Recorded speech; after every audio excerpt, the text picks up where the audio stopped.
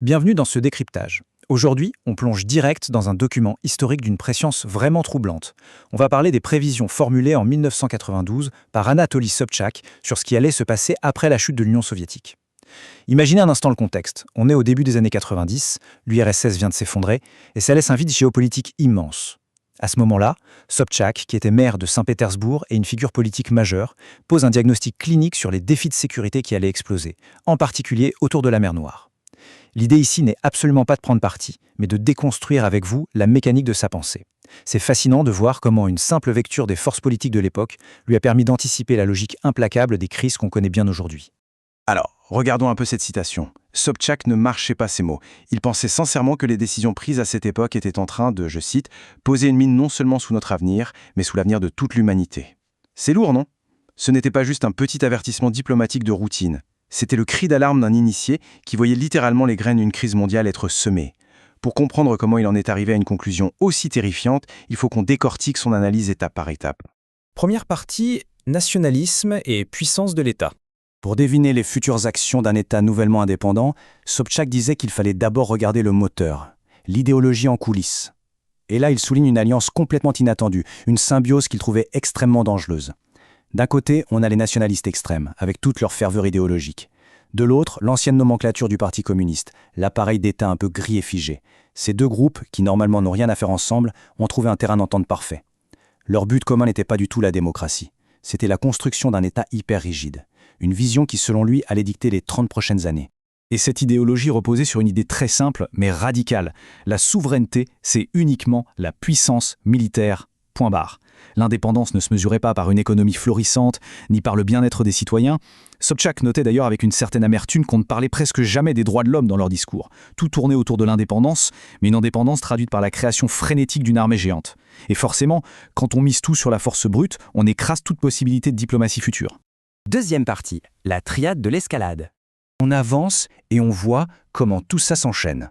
Cette ambition militaire ne s'est pas faite au hasard. Sobchak a identifié une progression en 3 étapes redoutables. C'était presque mathématique.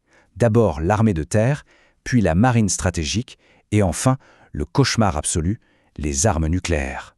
Chaque étape rendait le point de non-retour diplomatique de plus en plus difficile à éviter. Imaginez l'ampleur de la première étape. L'annonce de la création d'une armée de 400 000 hommes pratiquement du jour au lendemain. Le vrai problème, selon Sobchak, ce n'était pas le fait d'avoir une armée, c'était la brutalité de la méthode. On ne parle pas de recrutement classique là, c'était plutôt une appropriation radicale.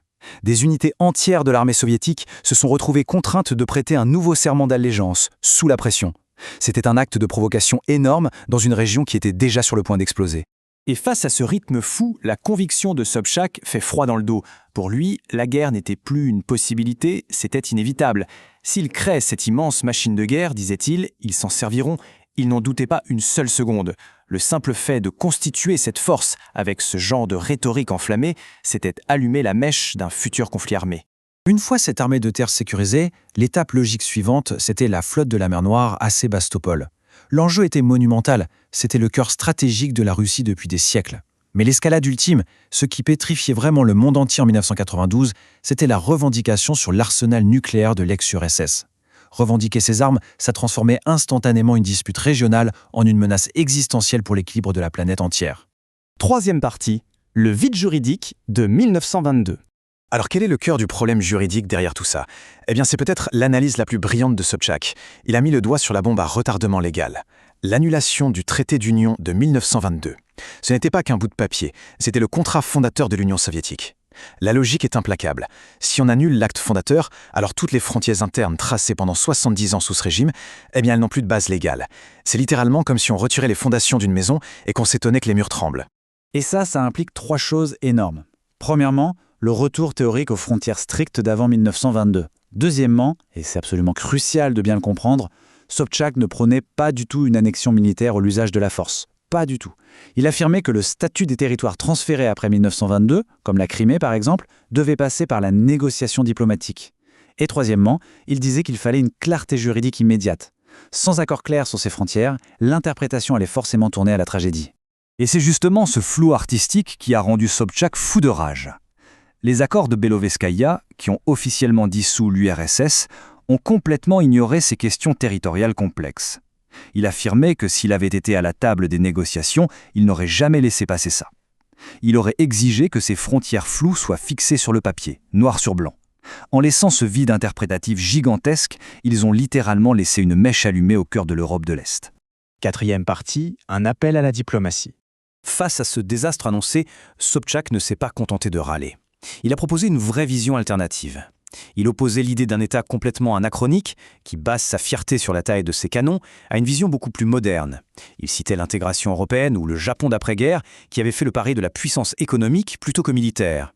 C'était un appel vibrant à sortir du culte du militarisme pour aller vers la coopération. Sa solution pratique? Une diplomatie massive.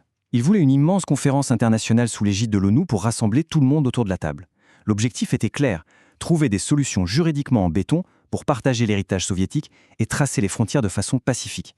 Et surtout, il fallait le faire avant que les mots ne se transforment en balles réelles. Ce qu'il faut retenir de tout ça, c'est à quel point cette prévision de 1992 résonne de manière spectaculaire aujourd'hui. L'idéologie militaire, la flotte de la mer Noire, le gouffre juridique du traité de 1922. Sobchak avait repéré absolument toutes les lignes de faille qui définissent la sécurité mondiale actuelle. Il avait compris que sans un effort diplomatique préventif colossal, les fantômes de l'Union soviétique finiraient par tout faire dérailler. Ce qui nous amène à cette question cruciale pour terminer. Comment des vides juridiques d'il y a plus de 30 ans continuent-ils de dicter les crises d'aujourd'hui ? Comprendre ça, ce n'est pas chercher des excuses à qui que ce soit. C'est juste indispensable si on veut saisir toute la complexité des défis actuels.